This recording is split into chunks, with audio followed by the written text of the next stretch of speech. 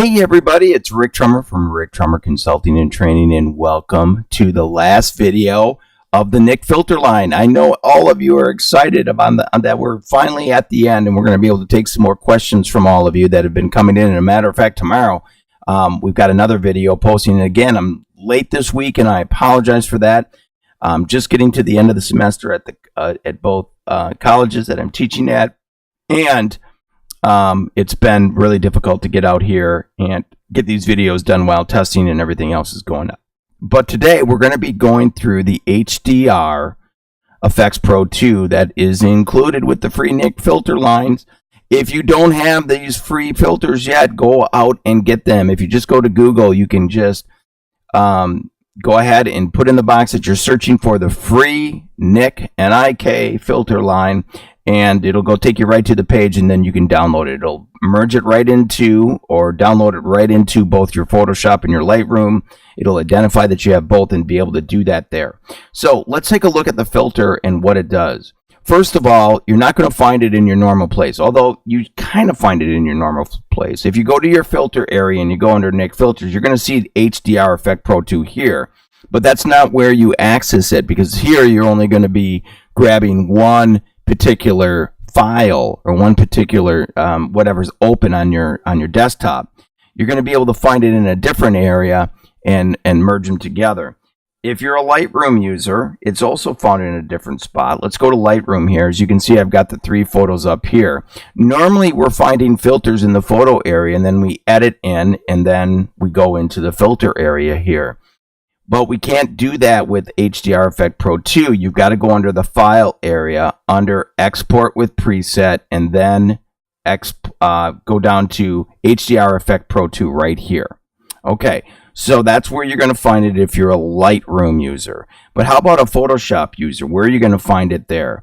Well, let's go into Photoshop, and instead of going under the filter area, we're going to go under the File area, and we're going to go to Automate.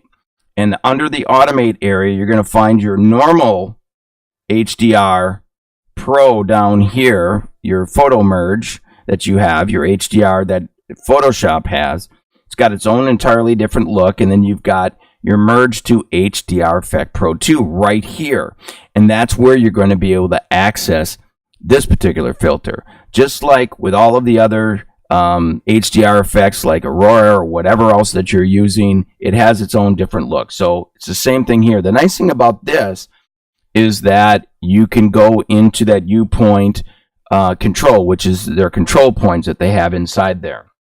So what we're going to do is click on open what files that we have, and you can see I have it set here to the 3 HDR files that I'm going to have. I'm going to open them. You can see they're right here. Once I have them up on the board, we're going to go ahead and merge the dialog right here. Click on that button, and what will happen is the 3 will come up, and you'll be able to see all of the action going on here, and they're going to merge together. It does take a little bit of time. It's kind of disappointing on how long it takes, especially if you're kind of into this, but you can see that your 3 are up there.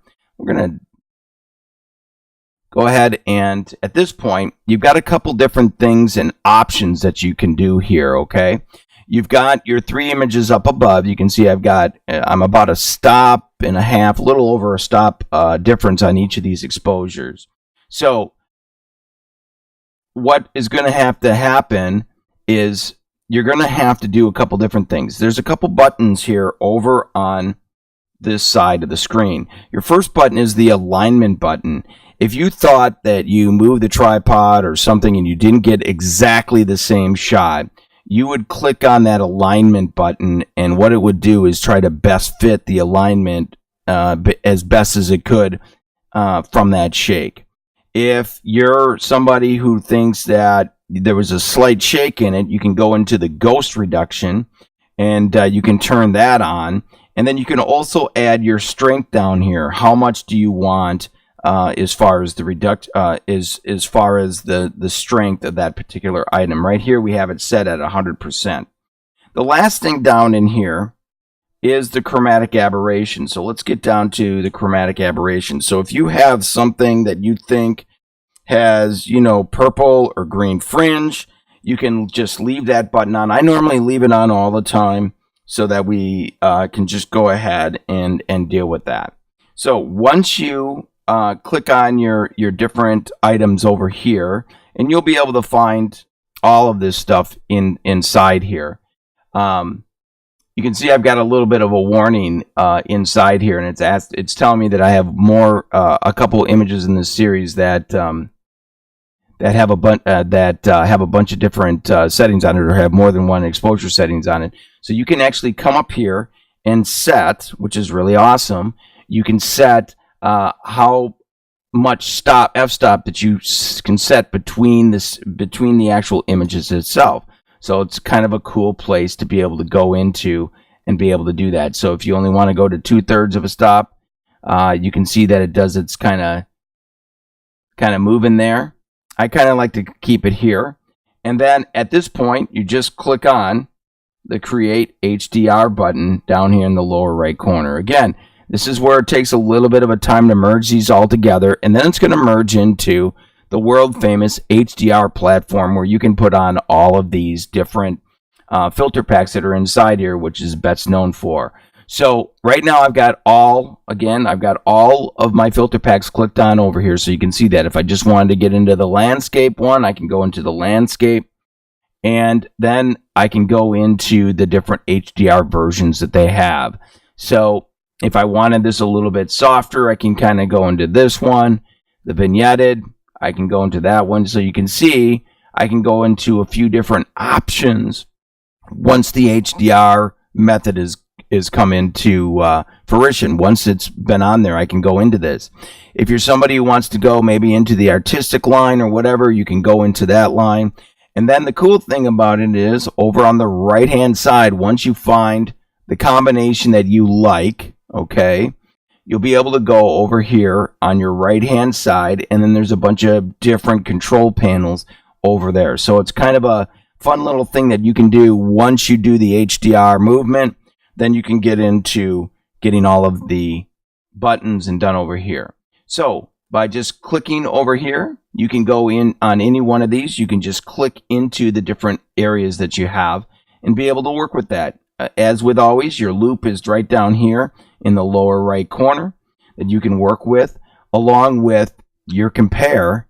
You can compare, let's go ahead and put my exposure a little bit differently, and we're going to go to split screen. So you can see what you're actually doing with what the filter put on and how you're going in and doing this. So you can add exposure, take away exposure. From here, you can go into shadows, contrast, and like always, deal with your blacks and your whites. So all of these controls are at your discretion inside the actual filter that's been put on there. Like always, you have your structure button or your structure slider down here. That again is kind of like the clarity button in Photoshop. It's something I don't like to deal with, because as you go up, it softens or sharpens depending on which way you're going into the series. So I kind of like to leave this just at 0. I'm not a huge fan of the clarity button. If you've heard me speak before, you know that this doesn't really thrill me that much. But it's just another button that's on there. So you'll all have the things that you like and you dislike. So you can also go into the color area, control the saturation, the temperature of the actual image, and the tint, just like you would be able to in any raw application, which is very, very nice. One of the things that I really liked is the selective adjustments. This is when your pinpoint, your U point control or your control points. This is the same feature as on all of the other areas inside all of the other filters. You can go in, click on a certain point. Let's get off of the compare screen at this point. I'm just going to pull off of this. And you can just come in here and add a control point. Let's click back on control point, add a control point to this area. We're going to go ahead and let's just say we're going to bring this down. Let's actually bring this down to this area right here. And we're going to darken the background down just a little bit. So I'm going to just bring this down. And let's go with exposure. And we're going to bring that area down just a little bit. Let's actually make this a little bit bigger. Let's bring our exposure down.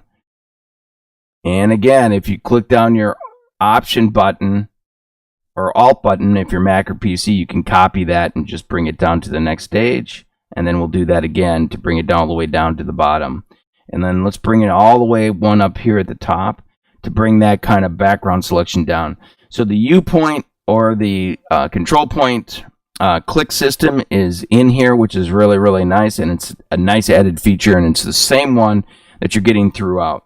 So this is kind of a real quick overview of all the kind of a bunch of really cool techniques that are inside the HDR Efex Pro 2. You're going to find your own way with all of these different systems in here. Remember, you can go into the finishing area, deal with your vignette, your graduated neutral density area. You can go into curves and levels. So you've got a lot of options inside here, over here on the left, especially in that last finishing range. So just like a RAW application, all of these things get popped up, and they're all really, really cool and can be worked inside the HDR Pro. Now, once you're done, you just click OK, your image is complete, and you're all ready to go. So, like with everything, I'm Rick Trummer from Rick Trummer Consulting and Training. I hope you've enjoyed this series on the NIK Filter Pack. I've really enjoyed bringing it to you. We're going to start by going back to grab bag for the next few days.